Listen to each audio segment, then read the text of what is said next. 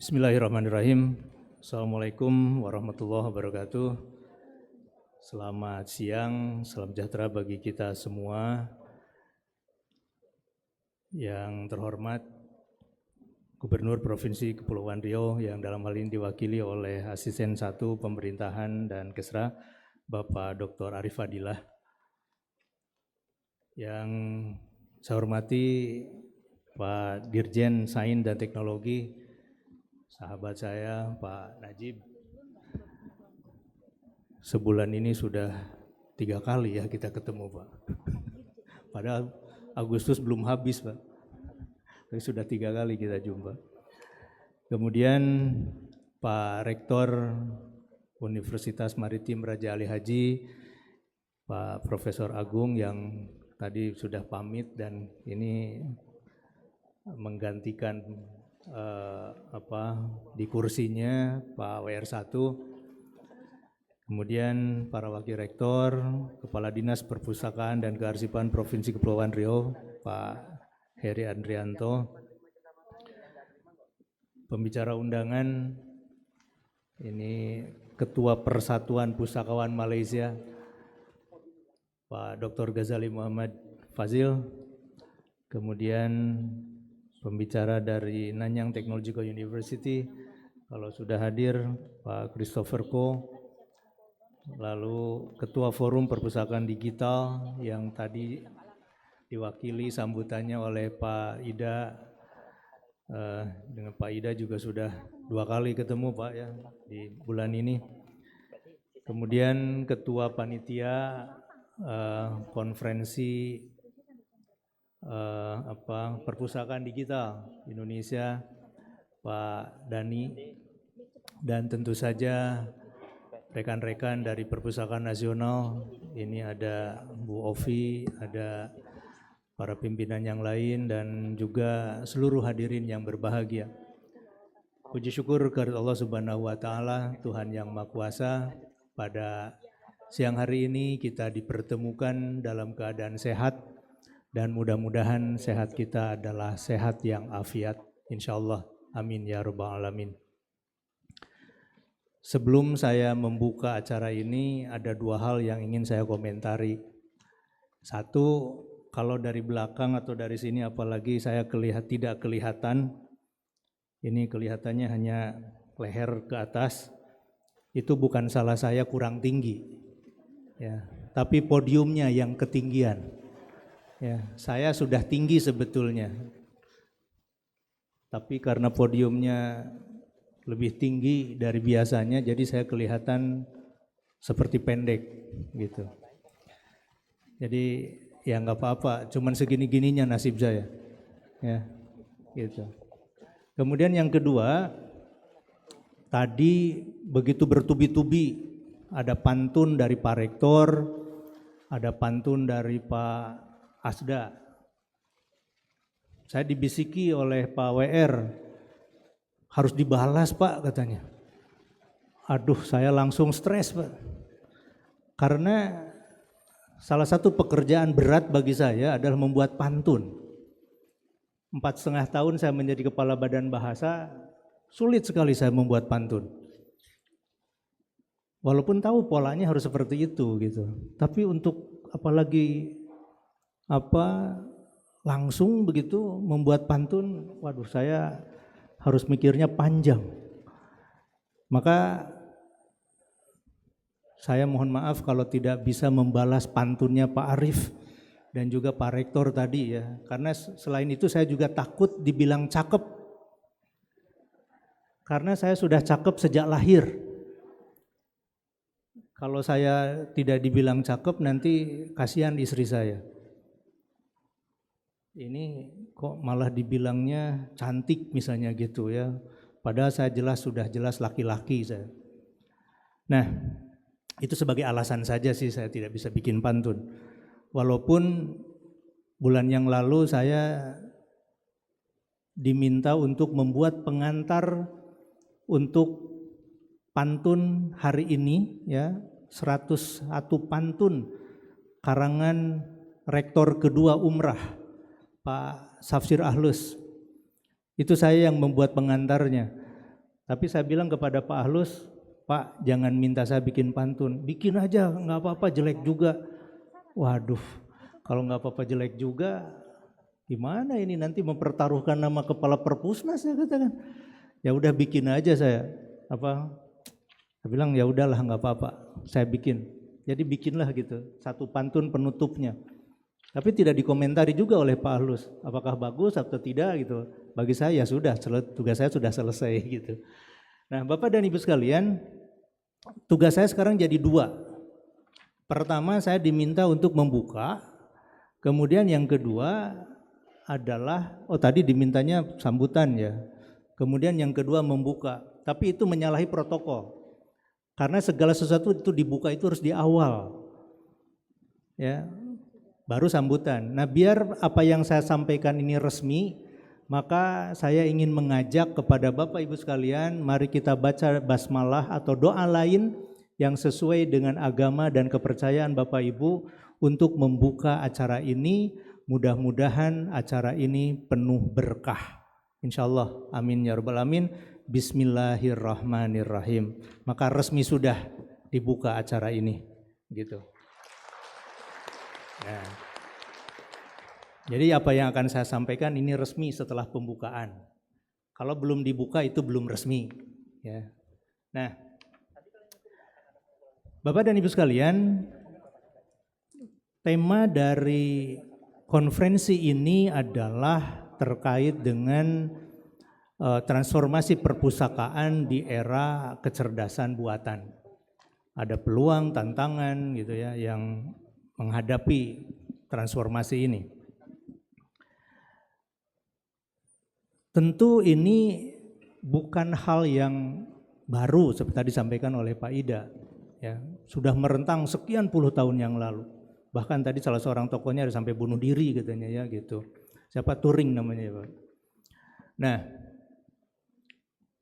pada kesempatan ini saya ingin mengajak terlebih dahulu kepada Bapak Ibu sekalian, para peserta konferensi ini untuk memaknai hakikat dari perpustakaan digital itu. Dalam konteks ini, saya ingin menyatakan bahwa ketika kita bicara tentang perpustakaan digital, itu pasti bukan bicara tentang digitalisasi bahan pustaka semata. Bukan. Karena itu adalah pekerjaan mendigitalkan. Sedangkan yang kita harus maksudkan dengan perpustakaan digital itu adalah segala sesuatu itu pasti akan harus tersedia secara digital terlebih dahulu, prasyaratnya. Tapi lebih dari itu adalah kita harus bersiap untuk memberikan layanan kepustakaan yang dilakukan secara digital. Jadi tidak perlu ada orang datang langsung begitu ya. Mewajibkan orang datang itu sudah bukan berpikir dalam konteks digital lagi. Walaupun bisa saja orang datang ke sana ya ke perpustakaan kemudian dia masih bisa mengakses hal-hal yang terkait dengan bahan pusaka yang sudah didigitalkan. Tapi segala sesuatu informasinya sudah tersedia secara digital. Itu yang pertama. Kemudian yang kedua, layanan akan harus dilakukan sepenuhnya berbasis praktik-praktik digital. Nah ini tentu akan membawa dampak terhadap perlunya membangun pola pikir baru yang berorientasi layanan digital. Tidak bisa kita bicara tentang hakikat perpustakaan digital, tapi pikirannya masih pada pikiran segala sesuatunya masih manual. Karena apa? Itu artinya berlawanan atau kontradiksi dengan apa yang kita pikirkan sebagai perpustakaan digital. Itu satu, terkait dengan hakikat dari perpustakaan digital itu. Yang kedua, ketika kita bicara tentang peluang pengembangan perpustakaan digital, setidaknya ada 3 hal yang berada pada peluang ini. Nanti bisa dielaborasi oleh para ahli perpustakaan digitalnya tentu saja, sesuai dengan keahlian masing-masing. Yang pertama, peluang itu adalah ketersediaan teknologi baru, termasuk kecerdasan buatan, baik itu kecerdasan buatan yang sifatnya generatif maupun yang sifatnya agentif. Generatif artinya dia akan menciptakan sendiri gitu, ya. Dia akan mengenerate, ya, berdasarkan segala sesuatu informasi yang kita sampaikan begitu, ya. Kita tanyakan, dia akan menjawab begitu, memberikan informasi, ataupun yang sifatnya agentif. Agentif dalam arti kita gunakan si AI ini, ya, artificial intelligence ini, kecerdasan buatan ini, perangkat ini untuk membantu kita membuat analisis, membuat sebuah kajian gitu, ya, memberikan informasi yang cukup, kemudian berdasarkan input yang kita berikan dia bisa melakukan sesuatu, bahkan bisa membuat keputusan. Karena dia sudah menjadi agennya gitu, ya, dari orang yang menggunakan AI itu. Ya, jadi baik itu AI atau artificial intelligence yang sifatnya generatif ataupun yang sifatnya agentif. Saya ketika menjadi kepala Badan Bahasa mencoba membuat large language model untuk pelestarian 718 bahasa daerah. Nah, ini pekerjaan yang tidak mudah karena harus membangun korpus berbasis data nyata, ya, yang dipakai oleh masyarakat. Kemudian nanti si data itu akan kita pakai dalam algoritma-algoritma tertentu yang kemudian akan memudahkan orang, apakah itu mempelajari bahasa tersebut, apakah itu untuk mendeteksi tingkat vitalitas bahasa itu, atau untuk kegiatan penerjemahan, atau untuk yang lainnya. Saya baru sampai kepada pengumpulan korpus, kemudian nantinya itu akan dibuat dalam bentuk pembelajaran dan pelestarian bahasa-bahasa daerah. Nah, Bapak dan Ibu sekalian, baru sampai kepada inisiatif ini saja, ya, gitu. Barangnya belum jadi lah gitu, ya. Tanggal 5 September 2024 saya dinobatkan oleh majalah Times menjadi 100 orang yang paling berpengaruh di dunia dalam kecerdasan buatan. Padahal saya bukan ahli AI. Saya membuat inisiatif untuk pelestarian bahasa daerah. Nah, kalau misalnya di perpustakaan, ya, dengan berbagai macam potensi yang dimiliki, misalnya Perpustakaan Nasional itu punya naskah-naskah kuno yang di bawah kekuasaannya Bu Ovi gitu, ya. Itu bagaimana akan dibuatkan model-model layanan berbasis artificial intelligence, saya pikir itu sesuatu yang sangat dahsyat. Karena apa? AI sangat potensial untuk bisa membantu manusia di dalam pengolahan data-data yang kita inginkan terkait dengan naskah itu ataupun terkait dengan yang lainnya. Jadi peluang pertama itu adalah tersedianya teknologi baru termasuk kecerdasan buatan, baik yang sifatnya generatif ataupun yang sifatnya agentif. Tapi tentu di sini akan memunculkan isu. Isunya apa? Isu terkait dengan etika, ya, dengan etik. Nanti bisa dibahas pada saat paparan oleh yang ahli-ahlinya. Kemudian yang kedua, terkait dengan peluang itu memberikan peluang untuk akses lebih besar terhadap koleksi yang unik yang dimiliki oleh perpustakaan. Ini memberikan peluang baru. Jadi tadi saya katakan AI akan memberikan peluang yang baru untuk pemanfaatan kecerdasannya begitu, supaya naskah-naskah, bahan-bahan pustaka itu bisa memberikan kebermanfaatan yang jauh lebih besar kepada para pemustaka.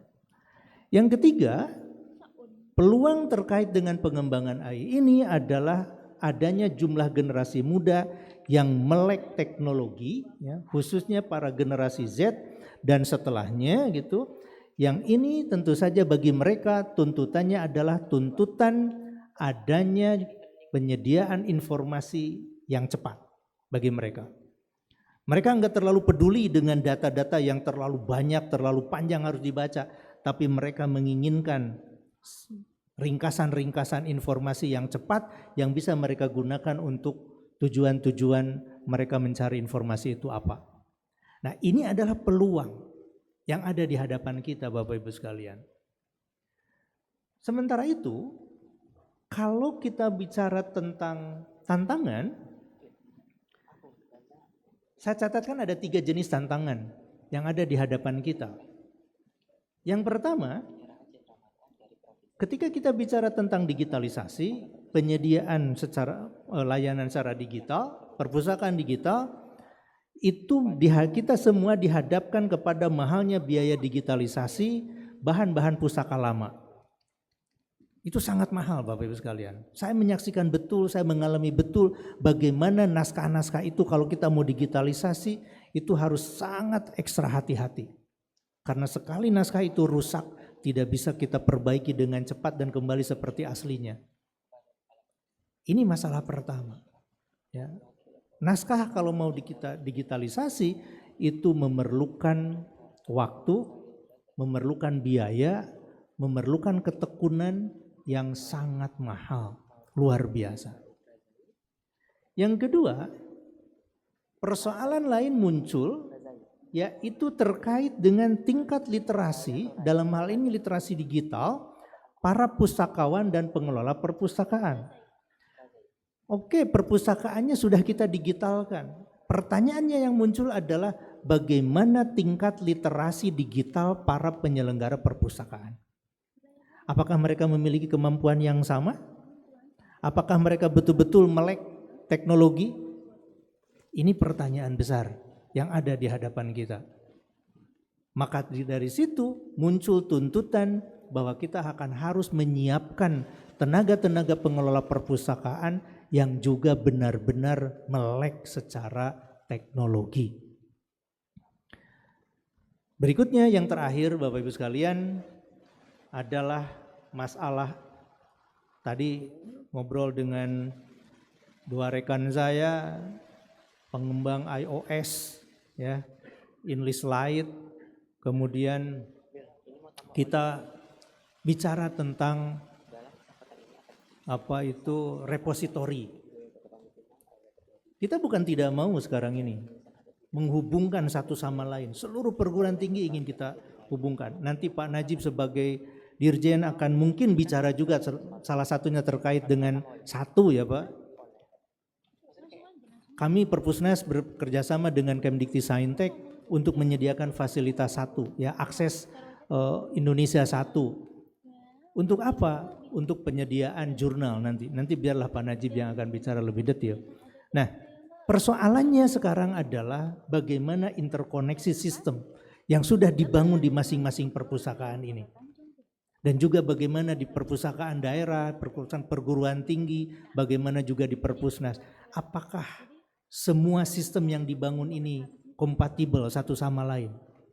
Kalau kompatibel mudah, tapi bagaimana kalau tidak kompatibel?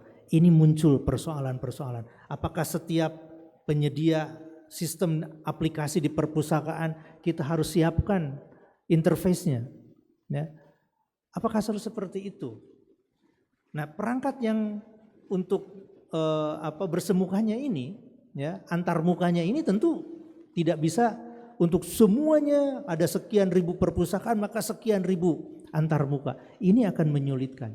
Dan ketika kita bersama kamu konversi kepada sistem yang sama, itu juga menjadi pekerjaan lain yang akan menuntut upaya-upaya yang jauh lebih besar lagi gitu. Nah, Bapak dan Ibu sekalian, ini adalah di antara persoalan-persoalan yang kita hadapi, persoalan-persoalan yang kita temukan di dalam dunia kekinian yang melingkupi ya, yang melingkupi urusan dunia keperpustakaanan. Ya, itu baru sekelumit kecil saja dari persoalan yang kita hadapi di luar persoalan-persoalan lain. Saya sangat yakin kehadiran Bapak Ibu di forum ini akan memberikan sebuah perspektif yang baru ya terkait dengan bagaimana kita bergerak yang pasti gerakannya tidak bisa mundur tapi akan terus bergerak ke depan menghadapi persoalan-persoalan terkait dengan berkembangnya teknologi digital yang luar biasa ini. Kita tidak boleh ketinggalan, kita tidak boleh kalah dengan perkembangan teknologi, tapi kita akan harus bisa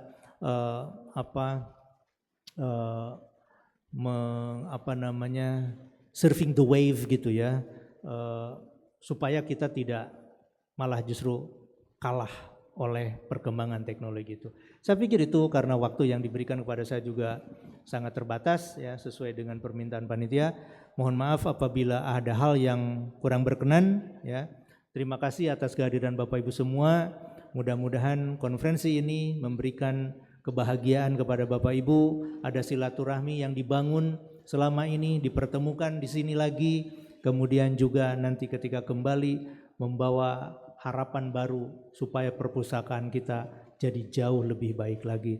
Karena sebagaimana yang saya sering sampaikan, kehadiran perpustakaan ini ingin beda dari yang sudah kita lakukan sebelumnya, supaya betul-betul perpustakaan hadir demi martabat bangsa. Demikian apa yang bisa saya sampaikan. Terima kasih. Wassalamualaikum warahmatullahi wabarakatuh.